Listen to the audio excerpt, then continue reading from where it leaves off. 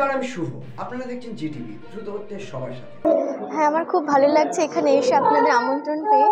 এটা প্রথমবার হলো আমার সাথে, তো আমি খুবই আনন্দিত। আমাকে এখানে নিমন্ত্রণ করা হয়েছে এবং এখানকার পরিবেশটাও খুব ভালো, আয়োজনটাও খুব ভালো লেগেছে আমার, এবং সংবর্ধনা পেয়ে আমি সত্যিই খুব খুশি। খুবই ভালো লাগছে। দমকল ফাউন্ডেশন এবং দমকল কলিং পত্রিকা থেকে অনেক অনেক ধন্যবাদ। আমাকে খুবই ভালো লাগছে। রাজ্যে দ্বিতীয় হয়েছে, এই দ্বিতীয় হওয়ার পিছনে তোমার স্টাডি কেমন ছিল, প্রিপারেশন কেমন ছিল? আসলে প্রিপারেশন বলতে পরীক্ষা প্রস্তুতি খুবই অনেকটা কনফিডেন্স ছিল যে ভালো রেজাল্ট হবে, অনেক কনফিডেন্স ছিল যে ভালো রেজাল্ট হবে, কিন্তু একেবারে এরকম কিছু পজিশন এটা আশা করিনি। নতুনদের জন্য তুমি কি পরামর্শ দেবে যারা আগামীতে মাদ্রাসা বা মাধ্যমিক পরীক্ষা দেবে? নতুনদের জন্য পরামর্শ বলতে গেলে জোরে বলো। আমি বলতে চাইবো তাদেরকে যে তাদের যতটা সম্ভব সবচেয়ে বেশিক্ষণ পড়াশোনা করতে।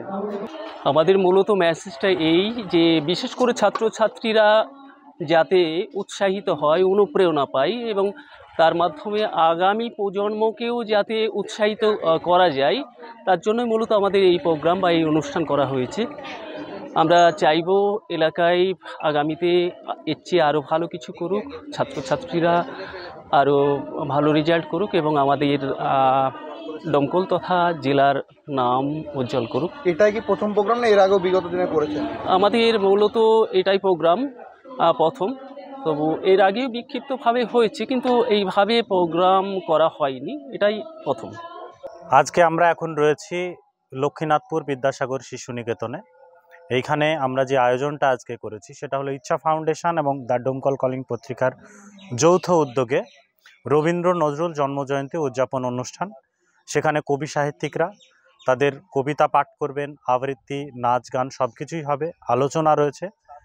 এবং সেই সঙ্গে আরও একটি উল্লেখযোগ্য যেটা করতে পেরে আনন্দিত, যে সারা সাব ডিভিশনে যারা কৃতি ছাত্রছাত্রী অর্থাৎ মহকুমায় প্রথম, দ্বিতীয় এবং তৃতীয় স্থান অধিকার করেছে মাধ্যমিক পরীক্ষায়, উচ্চ মাধ্যমিক পরীক্ষায় এবং হাই মাদ্রাসা পরীক্ষায়, এই 9 জনকে এবং তাদের বাবা মাকে আমরা বিশেষভাবে সংবর্ধিত করেছি। এবং সবচেয়ে ভালো লাগছে যে তারা প্রত্যেকেই মহকুমার বিভিন্ন প্রান্ত থেকে তারা প্রত্যেকেই আমাদের অনুষ্ঠানে এসে উপস্থিত হয়েছে। আমরা সাড়ম্বরে সেই অনুষ্ঠানটা পালন করতে পেরেছি। না, সাহিত্যের অনুষ্ঠান ডোমকলে প্রথম নয়। আমরা দ্য দমকল কলিং পত্রিকায় প্রত্যেক মাসে এ ধরনের আড্ডা বা সাহিত্য করি, কিন্তু ইচ্ছা ফাউন্ডেশন এবং দমকল কলিংয়ের যৌথ উদ্যোগে যে 9 জনকে সংবর্ধনা এবং তার বাবা মাকেও বিশেষভাবে পুরস্কৃত করা হলো, এইটা সত্যিই প্রথম। অনেক জায়গা থেকে পুরস্কৃত করা হয়েছে, সংবর্ধিত করা হয়েছে, কিন্তু বিশেষ কয়েকজনকে, 2 বা 3 জনকে, কিন্তু আমরা 9 জনকে এবং তার বাবা মাকে এবং প্রত্যেকেই উপস্থিত, সেক্ষেত্রে বলা যেতে পারে যে এই আয়োজন সত্যিই প্রথম ডোমকলে। আপনারা এতক্ষণ দেখছিলেন জিটিভি, দ্রুত হচ্ছে সবার সাথে। জিটিভির আরও নতুন নতুন খবরে আপডেট পেতে এক্ষুনি লগ ইন করুন www.gtblivenews.com।